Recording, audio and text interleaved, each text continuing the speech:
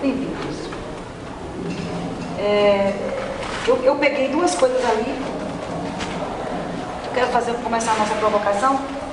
Eu não vi sua aula ainda. Ah, não? Não.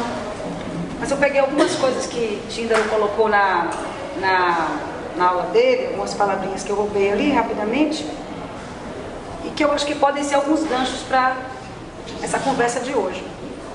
Primeiro, que ele fala de uma coisa primeiro foi uma coisa muito importante que eu acho que ele diz que quando a gente fala de processo criativo, eu venho lendo sobre essas coisas, mas pensando nisso de uma maneira mais ampla, não em cima apenas da dança, né? Mas de um modo geral, do que é criatividade, do processo criativo, de como isso acontece, principalmente pela minha experiência com crianças de educação infantil em escolas regulares e com professores também. E aí você fala uma coisa que eu acho muito interessante, que você fala: a técnica clássica não aprisiona, ajuda a criar possibilidades, traz refinamento, linhas e acabamento. E isso me fez pensar numa coisa que a gente está sempre que fala de processo criativo, de criatividade, a gente pensa sempre numa coisa que brota, né? Como um poço que a gente perfura e de repente jorra. E criatividade requer uma coisa que é concentração, né? Que você fala que no Brasil é sofrer. Eu anotei isso também. A gente tem essa coisa de concentrar e disciplina. É sempre uma coisa ruim, mas é um caminho muito importante para que a gente possa criar. Você fala uma coisa que eu também gostei para a gente trazer aqui, que é: o olho não pode ficar vagabundeando já sou eu, vagabundando, né? Essa coisa do foco, de você estar centrado. Então, alguns atributos que são importantes nesse processo criativo, que muitas vezes, talvez vocês não tenham isso como questão, mas muitas vezes a gente traz a questão da criatividade. Fulano é muito criativo, como se aquilo fosse algo que não fosse um processo de construção e de elaboração que a gente vai fazendo durante a nossa vida toda, seja de artista ou de qualquer profissão que você exerça. Vamos falar das artes aqui, mas como se não fosse um processo que você construísse a partir também de um repertório que você vai construindo no decorrer da vida. E ninguém cria nada do nada. Não sei se vocês concordam, se não concordam vai ser ótimo, porque a gente vai criar aqui uma conversa boa. E se concordam, vai ser ótimo, porque a gente vai ampliar bastante a nossa conversa a partir das colocações de vocês, com a experiência que vocês têm. Mas eu acredito, pela minha experiência, que o processo criativo é um processo que ele depende diretamente desse repertório que cada um vai construindo. E eu, pessoalmente, pela minha formação autodidata, né? Eu sou psicóloga, mas eu vim fazendo uma formação nas artes, né? Não como uma praticante exatamente, mas como alguém que lê, que vê, que estuda, que percebe como é que as pessoas constroem. Depende bastante do repertório que a gente tem. Então, quanto mais interseções e quanto mais diálogo a gente estabelecer com as linguagens artísticas, muito mais repertório para a gente criar a gente vai ter. Vamos ver se é por aí que a gente caminha. Então, queria deixar essas coisinhas aí no ar. Quem começa?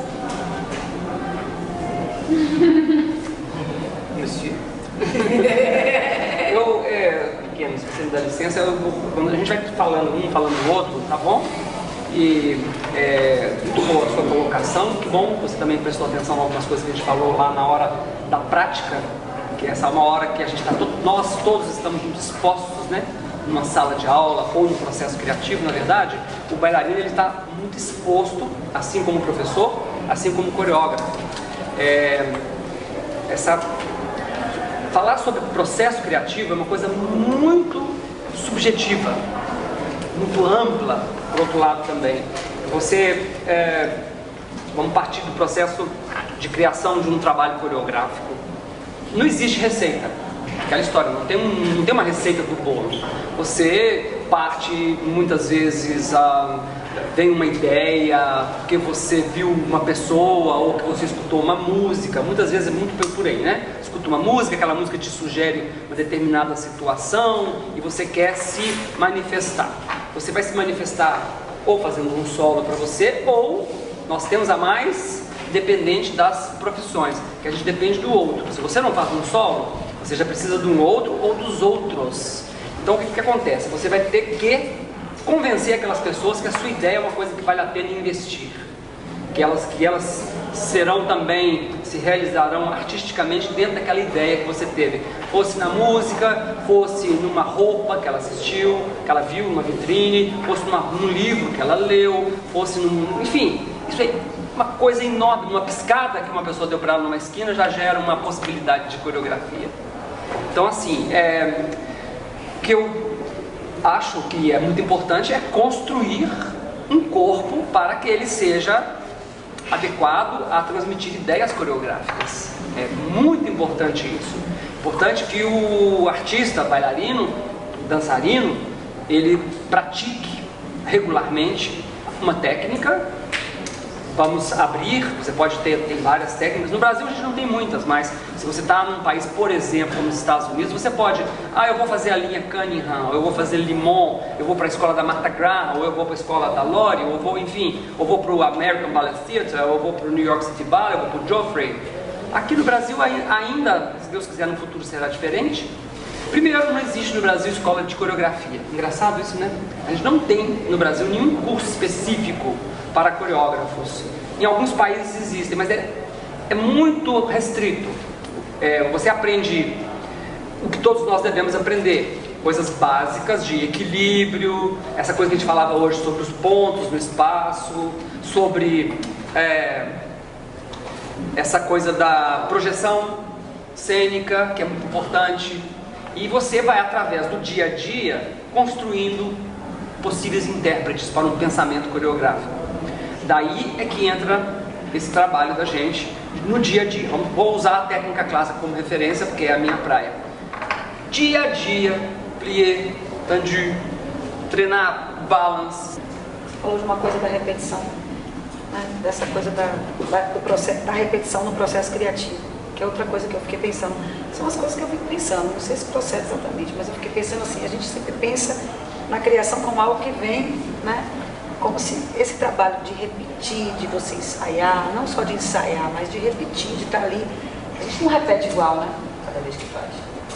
Não, mas nunca repete, nunca vai ser, nunca. Mas justamente é por isso que tem que haver a repetição, para que nós possamos ser precisos, que nunca seremos precisos, mas temos que ser exigentes com nós mesmos. E nunca chegaremos a uma... Eu acho que dentro no corpo de um dançarino, uma educação para ele, nunca tem que trabalhar com a manutenção do corpo. Você vai trabalhar porque só para aquecer o tempo inteiro. Você tem que trabalhar para sempre querer ir mais além. Você... Te interrompi? Só completar o que ela falou, você tem, o que acontece no processo coreográfico é assim, você experimenta, né, muitas vezes, e você encontra algo, seja você como bailarino, ou com a companhia, ou com você mesmo. Mas depois você precisa burilar aquela ideia. Nunca viajar na primeira ideia só. A gente tem, às vezes, escuta a música, tive uma ideia maravilhosa, já sai fazendo, já sai mostrando para os vizinhos, já quero que o meu colega amanhã veja. Calma, né? Essa ideia sempre precisa ser repensada. Esse entusiasmo, às vezes do início, ele pode ser um pouco traiçoeiro. Para você virar um produto, agora como considerar um produto que vai para a cena, você tem a ideia, ok, vamos agora, aí você mesmo começa a questionar aquilo ali, que acontece essa fase também. Então, às vezes você está em montagem, eu não gosto de falar processo, eu não uso processo, comigo é para fazer, é para fazer. Então assim, se você está nesse período de montagem, que você está muito entusiasmado, aí você vai olhar e você olha e fala, mas não é nada disso. Isso é comum acontecer também. Aí você vai para casa, você perde a noite de sono, matuta, e no outro dia, quando você chega na sala, você vem com uma solução. Tem muito do intuitivo, tem muito do divino, tem muito do psicológico, e essa química toda aí é que vai mostrar se você tem algo a dizer ou não, né? Acho que essa é uma química. E eu acho assim que a repetição é importante, não só a repetição da manutenção. Eu vou falar uma coisa muito interessante. Eu tenho uma amiga, nós temos, o Armando também é amigo dela, a Regina Advento, que é uma bailarina brasileira da Pina Bausch. Vocês conhecem a Pina Bausch, né? A Pina, onde os bailarinos são maravilhosos, são todos super intérpretes, top! É a creme de la creme dos bailarinos do mundo inteiro. E ela falou, eu perguntei para ela, e vocês fazem aula só para aquecer? Eu falei, não, a gente faz aula para aprender a dançar. Aqueles bailarinos que são estrelas fazem aula de dança, ou que seja. Naquela época estavam fazendo aula de balé, mas fazem aula de tudo, até de artes marciais eles fazem. E não, a gente faz aula para aprender a dançar. Não tem essa de fazer uma aula só para aquecer. Com eles, olha que eu estou falando de Pina Bausch. Porque esse pensamento, ele está um pouco distorcido no Brasil, recentemente. Essa coisa da aula, a coisa da manutenção, do físico. Está botando os bailarinos cada vez mais encurtados, porque eles não estão praticando. A gente tem que exercer, que nem um padre, tem que celebrar a missa todo dia. A gente tem que exercer esse momento, sabe, que seja uma yoga, que seja um pilates, alguma técnica física de manutenção, a gente tem que buscar.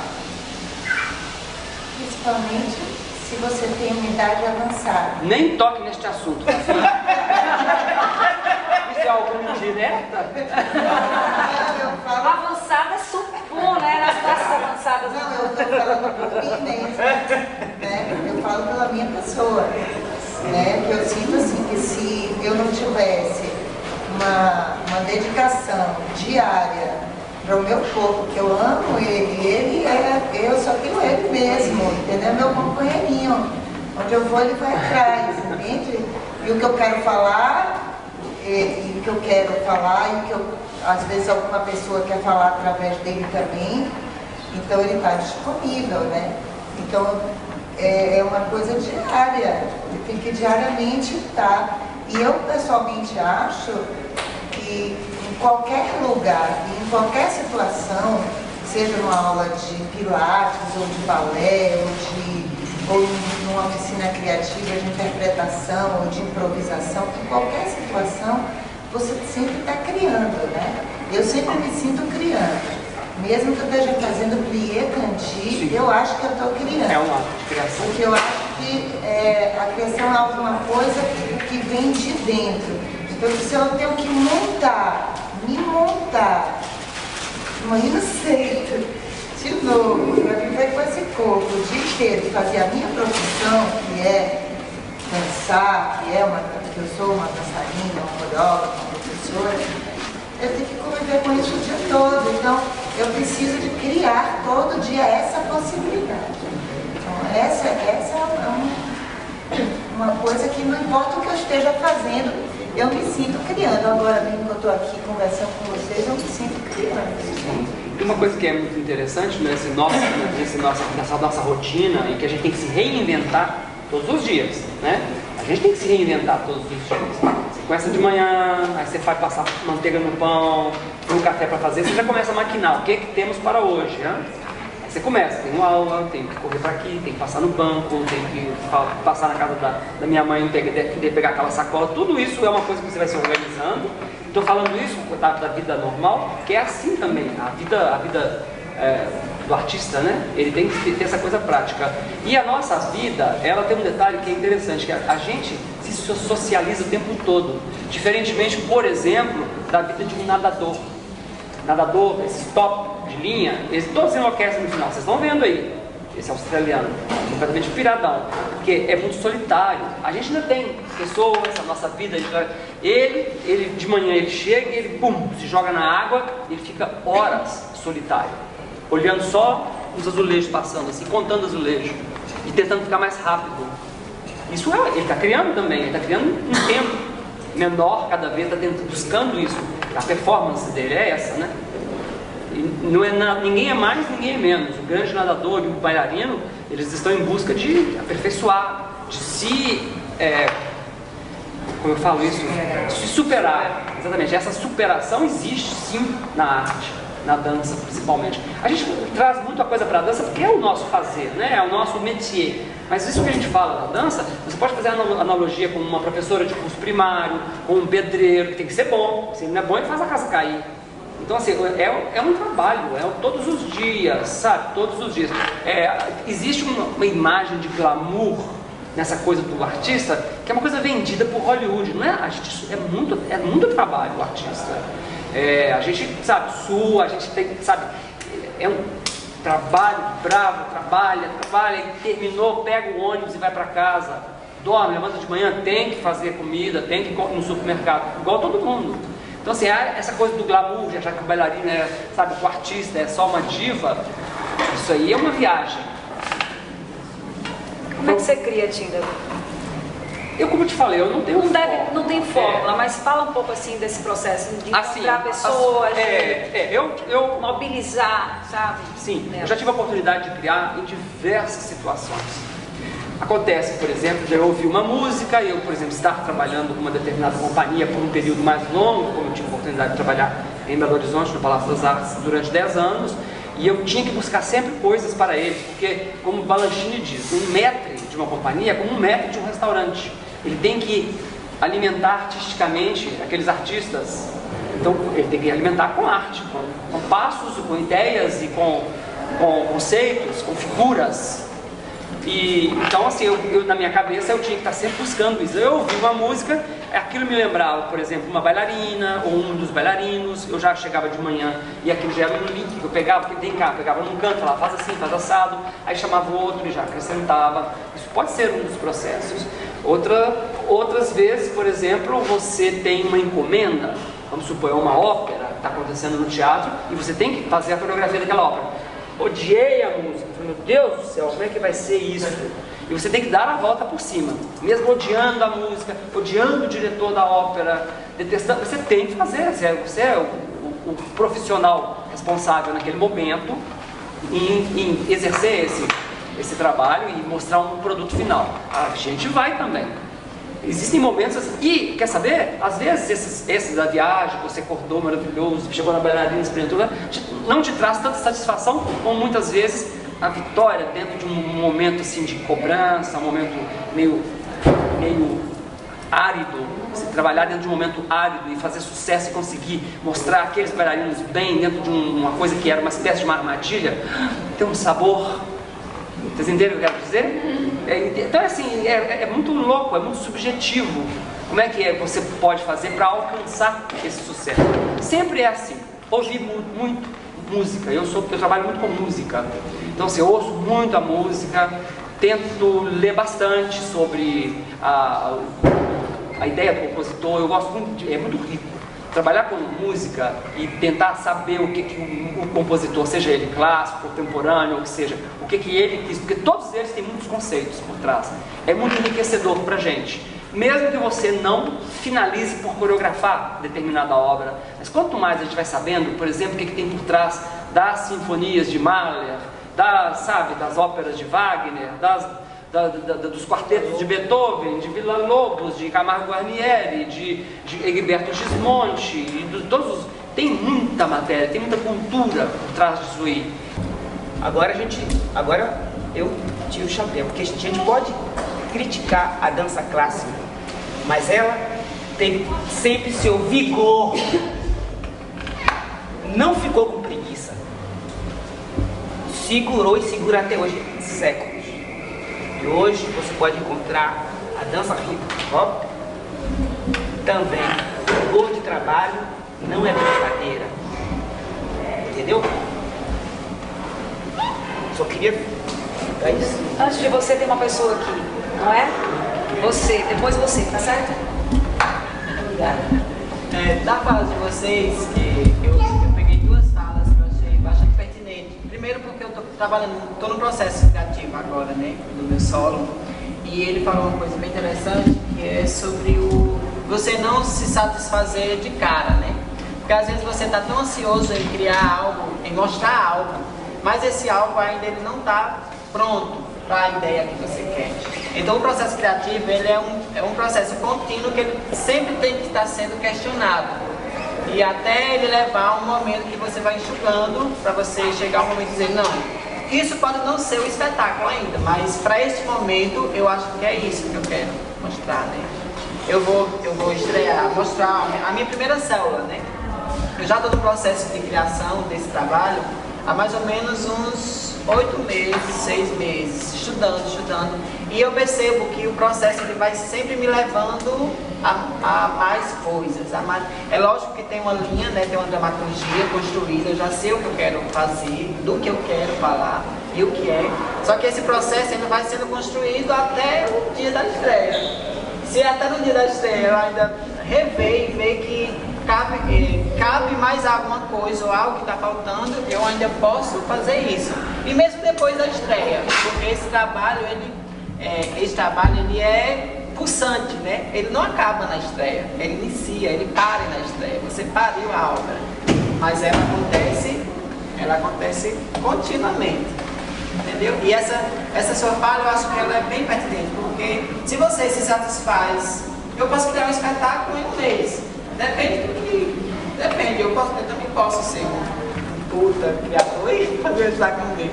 Só que eu acho que muitos criadores, muitos coreógrafos, principalmente os novos bailarinos, como eu, estou começando, né, uma trajetória de criação autônoma, eu acho que a gente se preocupa muito em criar, em mostrar alguma coisa, sem que essa coisa esteja pronta.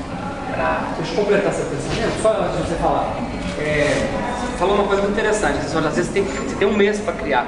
No mundo profissional é muito assim. Você tem um período X, normalmente é muito curto, e você tem que criar um trabalho longo que atenda às ansiedades da direção e dos artistas daquela casa, e você tem um mês para estrear, às vezes menos, mas esse é o mercado que a gente tem. Então assim, no mundo profissional raramente você tem essa zona de conforto, de pesquisar. Isso que eu falo, comigo não tem processo, eu não tenho processo de criação, porque não dá tempo. Eu tenho que chegar, eu tenho que saber, eu tenho que estudar muito antes. Quando eu chego no outro dia com os bailarinos, eu falo, você para cá, você para lá. Essa é a minha maneira de trabalhar. Na verdade é um pouco por aí. Porque a gente não tem tempo. Experimenta assim. Agora, não tenho esse tempo. Entendeu? Raras vezes na minha vida, profissionalmente falando. Uma brincadeira ou outra eu já me permiti, obviamente. Mas assim, profissionalmente, eu não tenho, a gente não tem. Outra coisa que eu percebo... Tá, deixa logo eu perguntar. Deixa eu colocar, porque... Gente, eu tô vendo. Ó, eu tô vendo e tô notando a sequência. Exploda, por favor, ninguém explode, tá? Espera explodir só no domingo. Fala dela aqui, que ela diz assim, a questão do requisitar. Eu acho isso muito importante, tanto quanto bailarino, quanto coreógrafo e quanto telespectador. Eu, como bailarino, eu tenho que estar revisitando aquela movimentação para o meu corpo, para ele se apropriar do movimento e amadurecer. Quanto coreógrafo, eu também tenho que estar revisitando as minhas obras e estar trazendo esse treinamento também justamente para esse amadurecimento que vai trazer o refinamento e o acabamento. E quanto telespectador, eu tenho sim que ver novamente outras obras, porque vai ser um outro tocar, um outro ponto de vista, vai ser uma outra percepção. Então eu acho que isso cabe para o coreógrafo, bailarino e telespectador. Eu acho que a gente tem que estar permeando... Telespectador é televisão.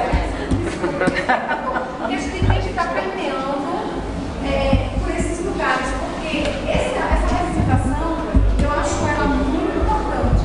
Porque isso que dá, às vezes a gente vê um trabalho, já aconteceu isso comigo, um trabalho meu que eu danço, em outro momento eu faço, eu senti uma coisa tão, que é uma coisa que é do meu corpo respondendo, mas quando eu passo novamente por ela, eu ensaio, eu treino, eu vou perceber, sim, mas eu fiz esse movimento de onde ele partiu.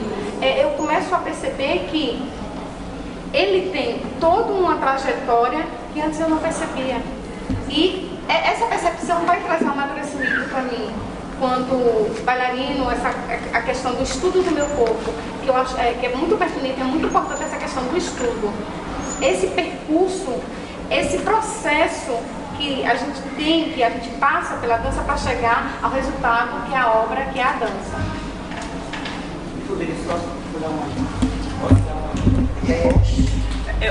Outra coisa importante, eu acho que o intérprete hoje, acho que ele tem que ser habilitado com outras funções. Tem outras regras que durante esses anos elas se modificaram, porque era o intérprete, aquele que recebe os códigos e repete, mas o dançarino, ele é também criador. Em que o coreógrafo, ele não faz o movimento, ele dá ideia, o dançarino explica porque ele é responsável com o corpo dele, ele é 100%. O dia à noite vai trabalhar, porque lá na França você não vai pensar que todas as companhias você vai fazer uma aula na companhia e depois ensaiar. Você é pago para dançar. Pago para dançar. Então, você chega, se você não está aquecido, não está preparado, você vai se quebrar. Então, acho que o artista ele tem essa função também. Então, muda os parâmetros. Então a preparação, se você é clássico, se você é jazz, se você não importa, você que tem que, porque é a responsabilidade do corpo. E só você que tem que. E a responsabilidade de Tony, depois você. se apropriar daquilo que foi transferido para você. Ele te trouxe a ideia, te deu uns caminhos, deu a movimentação, mas você é o seu corpo, você tem que se apropriar. É que você fala, se buscar, se pesquisar. Tony, depois. Falando aqui, né, pegando assim, importante as duas falas são coisas interessantes e pertinentes que para mim somam uma coisa, mas especialmente, né, de pequeno, que para mim, não para mim, mas pra gente, eu vou dizer, para nós negros da Bahia, dançarinas que tem uma referência, é um dos meus mestres, é uma referência na minha vida e que eu tive o prazer de estar muito longe, que ele tinha muitos anos, aí ele me falou, vamos trabalhar no Sul Dança. E aí, quem veio pequeno, eu disse, cara, mas eu vou estar viajando no dia do evento, como sempre, né, Paulo? No dia do evento eu tinha que viajar. Aí, ele pega um monte de crianças lá do subúrbio, sem nenhuma referência de técnica nenhuma. Tinha referência do Arrocha, referência do Pagodão, que eu sou apaixonado, para mim é crucial. A Arrocha da minha vida faz parte, tá no gueto e eu sou do gueto, e do gueto tem muita coisa massa. E aí pequeno chega e me monta uma porra de uma coreografia toda de uma casa de taipa. E começa a montar esse trabalho e aí a gente que estava lá fazendo o trabalho, aí quando a gente via os meninos de 13, 14, 15 anos, quem vem Armando pequeno, a gente tinha uma referência. Quem? Aí já tinha medo, não, a gente não vai, pequeno é o grande, é o grande. E aí chegou e viu. Depois disso eles puderam ver que a técnica estava no corpo dele, quem não precisava. Não precisou, desculpa eu dizer, né, de uma barra, naquele momento, talvez aquele momento fosse. Naquele contexto, naquele momento fosse o despertar dessas crianças para poder procurar uma Fátima, a escola de dança e outras escolas para eles entenderem essa técnica. Mas nesse momento que eu penso pra gente, eu estou falando quanto interior, quanto subúrbio, quanto periferia, eu penso que a gente precisa aproveitar a técnica que existe nesses corpos e não levar códigos prontos que afastam. E como afasta? Eu sei porque só vai para a técnica, não corre quem realmente tem sangue no olho. Porque a técnica, quando a gente chega, bota a barra, imediatamente os meninos já vão fazer o que aqui? Vou botar um violão, vou fazer o que? Isso é o que a gente vê, são relatos, são gravações, e ele consegue trazer essas crianças, esses adolescentes, para dentro da escola de dança, porque leva essa linguagem. Então eu penso que dá para dar uma mudadinha. E é trazer para o repertório do menino que só tem o Arrocha, porque aí eu vou falar de Bahia, isso é um calo também para mim, que tem outras coisas no mundo. Que não precisa ser Europa, não. Precisa ser Brasil, que é um território imenso. É o seguinte, ele pega o menino do Arrocha e transforma isso em outro movimento. Traz para o menino do Arrocha outras referências. Lógico. Porque senão a gente fica chovendo no molhado, cara. E aí a gente não amplia repertório de ninguém, você tá me entendendo? Isso é só uma questão que eu tenho com essa, um pouco por aí. Mas, Aline, tá? A Aline não fica assim. Pode. Aline, depois você... Guilherme. Aline, depois Guilherme. Guilherme. Mais ou menos parece um caminho, né? Essa discussão do tempo e do que é fazer no processo de criação, o que é você conciliar essa cobrança mercadológica da obra artística como um produto de venda e de comercialização que tem que estrear em determinada data, tem que estar fechado em um espaço cênico, não importa o espaço, com a companhia ou com a classe de alunos de escola pública, mas como a todas abertas, mas principalmente os dois convidados, como vocês fazem para resolver esse processo, já que o processo de criação tem essa coisa da subjetividade, e um ser humano, é artista, tem dia que está para baixo, tem dia que não tem vamos dizer assim, não é que não tem uma inspiração, mas não tem um gatilho que desencadeie o processo de você ir e buscar, ou tal música, às vezes você pode escutar 1 milhão de músicas e não lhe recordar nada, ou às vezes as condições mesmo materiais, né, corpóreas daquele lugar, daquelas pessoas que estão ali, não para a cena ou para o produto que foi pedido, não ajuda. E como resolver isso sem deixar esse trabalho cair nessa coisa do mercado, do fazer por dinheiro, fazer por fazer, porque eu tenho que cumprir prazos e onde é que fica a minha subjetividade, a minha marca? Então, desculpe, eu já vou respondendo assim. Olha, já respondo bem claro, assim, bem descaradamente, coisa que eu acho genial essa pergunta.